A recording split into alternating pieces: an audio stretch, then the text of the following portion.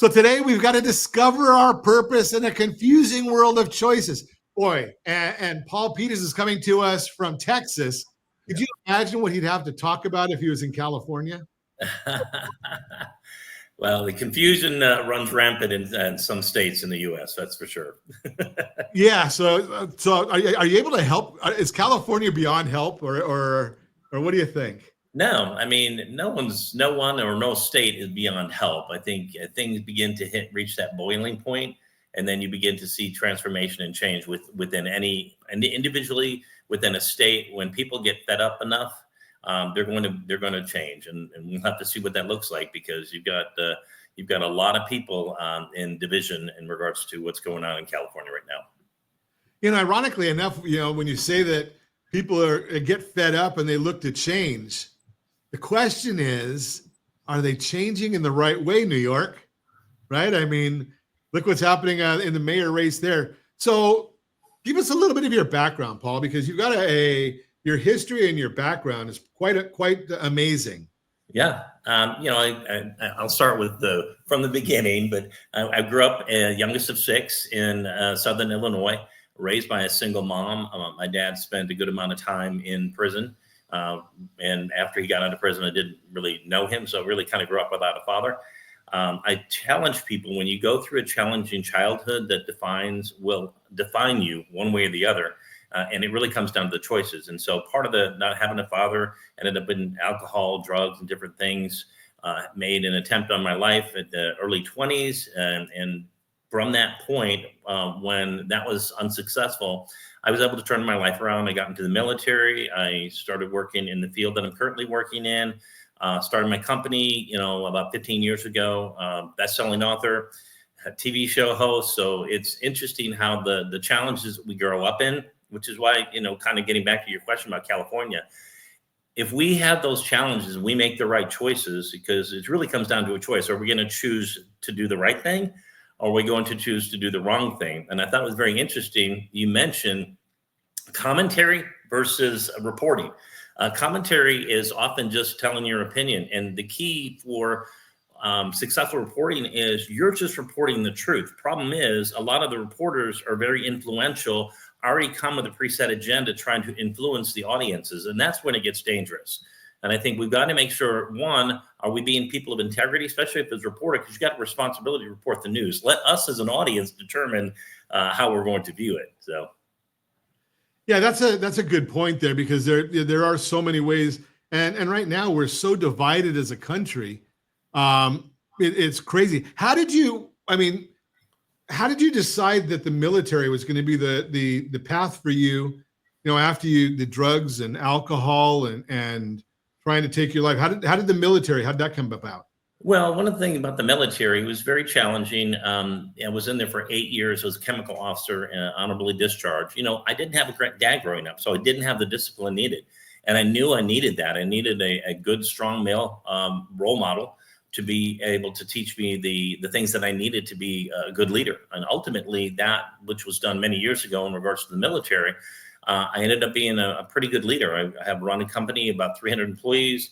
We're in the state of North Carolina. So, those things, the choices we make early on, even though we don't understand how they're going to play out, often do play out to make us the best person we're supposed to be. So, when we come back, I want to chat with you a little bit about your company and the world now, how we can actually, you're in Texas, company in North Carolina, and helping people all over through the TV, and it's a global mobile planet, I guess. So I guess we can do things all over. We're going to talk about that when we come back. Continuing our conversation this morning, Paul Peters is coming to us from the great state of Texas in the United States of America. We're here in Calizuela, so things are a little more challenging here. But Paul, tell us a little bit about your company, because I've had folks on my show that have done some of the things that you're doing, and not that I have anything against what you're doing, but it's an unfortunate situation that we have such a need for it in our country. Yeah. Right. Tell us a little bit about your company. Well, I started a company called Covenant Case Management Services back in 2010. And the name of the the company Covenant really came out of scripture, because it was very important in the relationships that I have with my families. And these are families who have children and adults with disabilities. I wanted to make sure that they knew that I was committed, covenant, a promise, to stay there and really make sure that the needs that they have for their children are met.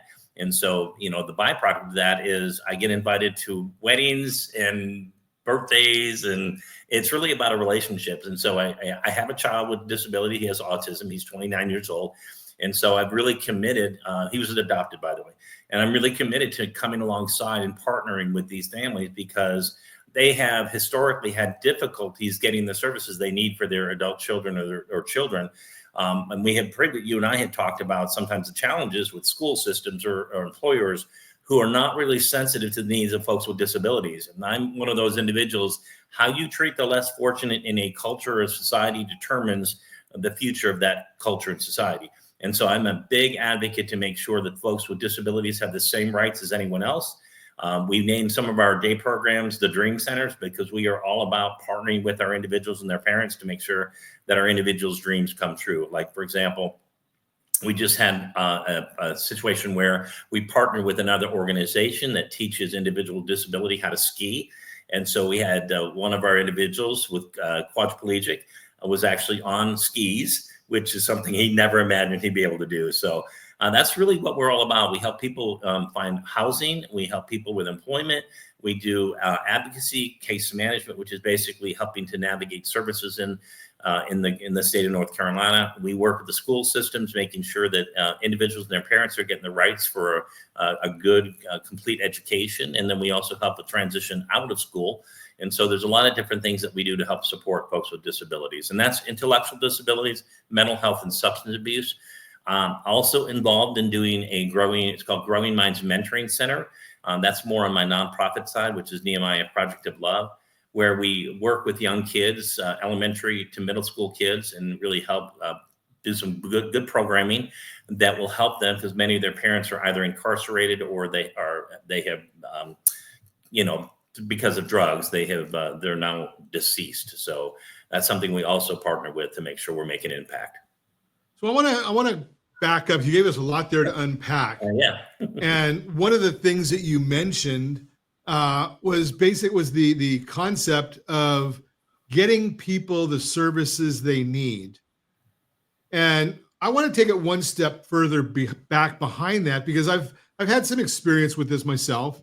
And one of the things that we've gone through and experienced and chatted with others about is you talk about getting the services you need, but there's a lot of families that don't even know that there are services available. Correct. How do you get to the families and say, hey, you know something? You've got this loved one and you're really missing the boat, because they could be getting a lot of things that quite frankly, you don't even know about. So how do you get to those folks? Well, a lot of times what we'll do is we'll go through the doctor's offices. We will go through the school system. All children have to go through the school system. So, and we've really put a lot of emphasis in marketing and getting the word out there. In the state of North Carolina, they have what's called the Innovations Waiver, which is a Medicaid waiver for those that are on Medicaid can qualify for that. They also have another waiver, which is 1915, which allows individuals who previously did not get services to get services.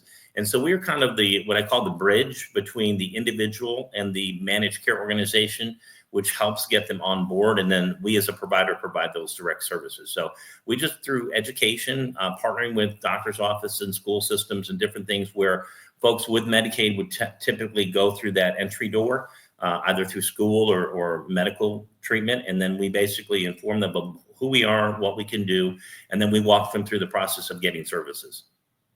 Now, here in California, and I don't know if this is I believe this is a California issue, but you're the expert. We have something called the Regional Center. Yeah. And that's kind of the gateway of getting services. But the folks there are so overworked that they basically are helping those who reach out to them. But a lot of people don't even know how to reach out to them. Is something like the Regional Center, is that something that's available nationally, or is that just a California thing? Well, it's similar. Within North Carolina, they call it managed care organization, which is multi-county. I'm not sure the regional is probably a similar model, but and especially with what's going on with the president's bill right now with Medicaid being affected, I think there's a lot of misinformation in regards to the Medicaid people qualifying, who would qualify. And then one of the things that I've tried to encourage my families to recognize is, yes, they are cutting Medicaid, but they're only cutting it for people who shouldn't get it. And so part of the folks, the president and the Congress has been committed to making sure they're protecting Medicaid for those that qualify, which would be the folks who have disabilities and folks who are aged. And so, part of the things that we try to do is we try to educate. Education is so powerful because a lot of your companies are not going to educate families. And so we just try to be that, like I said, that bridge to inform them and then to partner with them to make sure we're getting their children or adults the services they need. Yeah, that's a key component that we've heard so much. And again, I don't know what, you're probably hearing a more balanced message in Texas. In California, we hear a pretty one-sided message, which is a shame, because the last time I heard, the Medicaid cuts that they're talking about is for individuals who are capable of working, no kids, and work 20 hours a week. Yeah. Which or to do 20 hours a week of community service, either one. So it doesn't seem like it's that onerous to if you're capable. And I think everybody either should or agrees that those who have need, there should be a safety net for folks. We're not looking to have anybody harmed, but we also, those people that are capable, get off your rear ends and go to work, right? I mean, it's that way the system is there. I mean, you probably run into it where you've got a family that's very, very well qualified, well deserving, and maybe a program is full. Does that ever happen? Yeah, I mean, the Innovations Waiver, North Carolina Innovations Waiver, is a limited what they call slots availability, which is through the expansion, the Medicaid expansion that occurred over the last couple of years. That's why they brought in the 1915, because you had a lot of people who were eligible for services, like thousands that were eligible but were not receiving services. So the Medicaid expansion, which was primarily for folks with disabilities, now allows them to get a little bit more services than they previously had, because you've got individuals that are getting out of school. Now the families are forced to stay at home with their child because they have a disability where it warrants them to have supervision. So like I said, we've been very creative in helping educate families and getting them on board with services and making sure those things, the dreams that the parents had for their children to be taken care of, is met. That's a big issue that you're talking about right there, as far as, it's not an individual issue. It's a family issue. Yeah. Right. I mean, you've got somebody that needs care, that's got some sort of an issue. Well, that means that somebody in the family might have to be driving them or making sure that they get fed and then they're safe and they're not going and wandering into the middle of a street somewhere. We're going to continue our conversation with Paul Peters when we come back. Continuing our conversation this morning, we're chatting with, holy cow, veteran, author, TV host. I don't know. I guess you must have a long business card. Paul Peters is with us this morning. Let me even thank you for your military service, Paul. That's something that we're very, very appreciative of on Ron Siegel Radio, especially after the events of a week ago. We can all be very, very proud of the men and women of the United States military. So thank you. And people like me who have an opinion and share it, we couldn't do that if it wasn't for the men and women of our military. So thanks for your service. You're welcome. Thank you. So we've been chatting a bit about your helping of individuals. And again, it's a passion that my wife and I have as well here on the West Coast, what you're doing there on the East Coast. Just getting out there to help people and talk a little bit about the opportunities. I mean, how does a family survive? If you've got you're a family of someone with special needs and then you can't work, then I mean, does the government pay the caregiver, or how does some of that work? Yeah, in some situations, the government, because the limited in regards to staffing for an individual, the government will, in certain situations, allow the parent family member to provide the services for those individuals. And that's something that we try to encourage and educate our families, because staffing was very challenging, especially when you were dealing with folks with disabilities. What we've tried to do, for example, we've got a community in near Wilmington, North Carolina, where we have 21 beds. And so for example, we had one of the caregivers needed a break. And so we are providing some respite, which is basically where they can watch her daughter, who's total care, and get the needed break that she deserves, because she's been working with her child for years. And so we really try to be very open to how we can support our families. But typically Medicaid will pay for situations to be able to have a caregiver support that individual. So tell me a little bit about your books. I mean, I don't think we even talked about that last time you were on, about your books. Well, years ago, I taught class at the church I was attending on helping people find their purpose. I became very aware in my own self-discovery of what I was called to do. How many people in this world have no clue what they're created for? And when you surround yourself, I mean, look at where you're at right now. Everything you use has a unique purpose. The microphones, the pens, your earbuds, they serve a purpose. And so I started asking the question, if the things around us we use are created to serve a purpose, are we not also created to serve a purpose? So I've really spent, my first book was helping people discover and embrace their life purpose, because there's a direct connection when you are doing what you love as a profession and you're making the money that you need.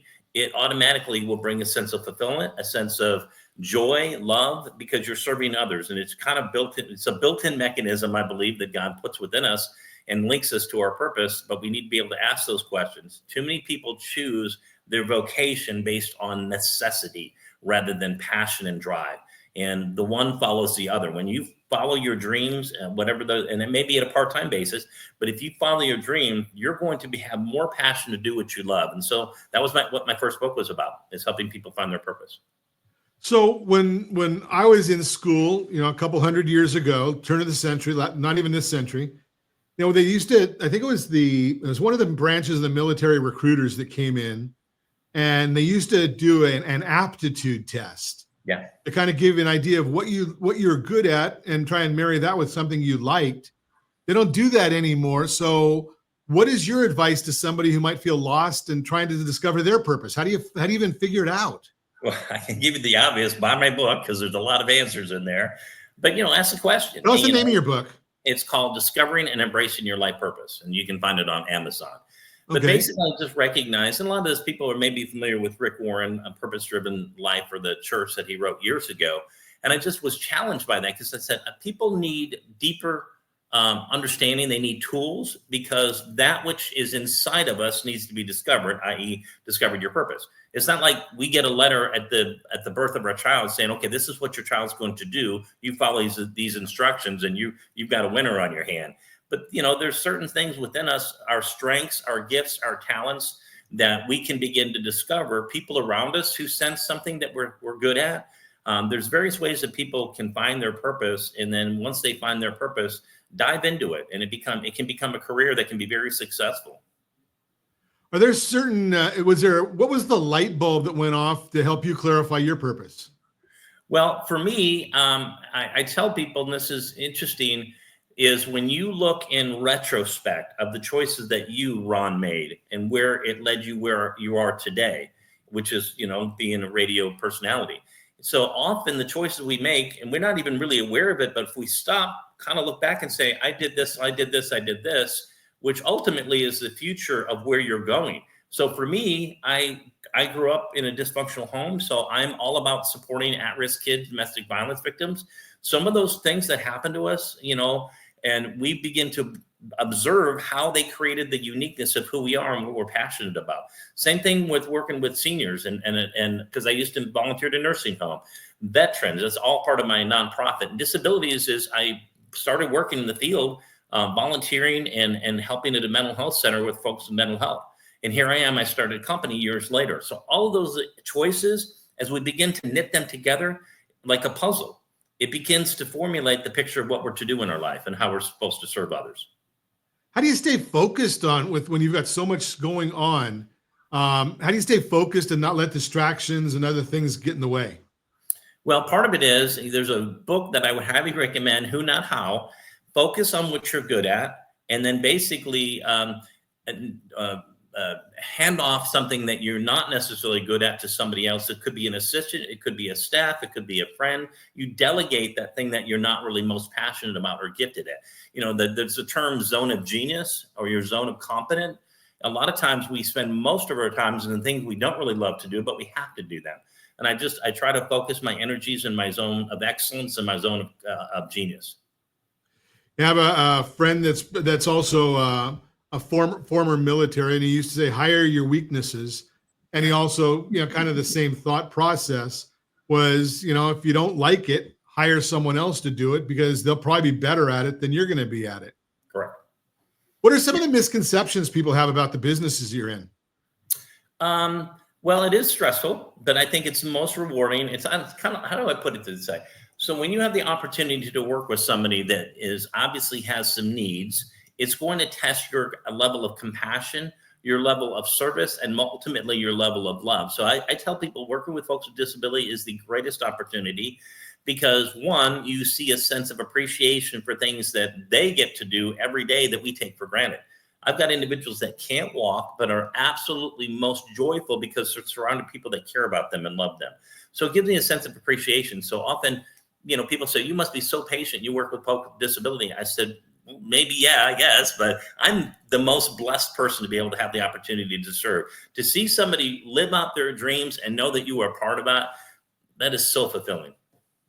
How do you separate the fact that you just can't be everything to everybody and, leave maybe your work mission to go home to your life and your family mission?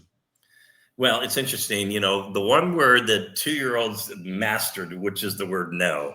And I think for somebody like myself, who's kind of grew up being a people pleaser, I've got to relearn that word no and say, no, I can't do that. I can't do that. And that's a challenge for me because I want to be, make sure that I'm making an impact. And there's so many ways to do that, but there's certain things that I just can't do. And a lot of times I'll end up delegating those or tabling them until I do have the time. So you said before we went on air, you had mentioned that you were in Southern California recently for a speaking engagement. How does somebody reach you if they want to get you to come and talk? Well, they can reach me on paulpeters.online and they can reach me that way. But yeah, I had an opportunity to a keynote with Jack Canfield in LA recently. Well, I'm glad you did the keynote. I don't know that in LA is a great. Well, I don't even like LA because I live about 20 miles from there, and my car sputters at the county line. But paulpeters.online, and I assume that there's links to get your book and things like that on there as well. There are. Beautiful. Appreciate you coming on, and look forward to continuing our conversation down the road.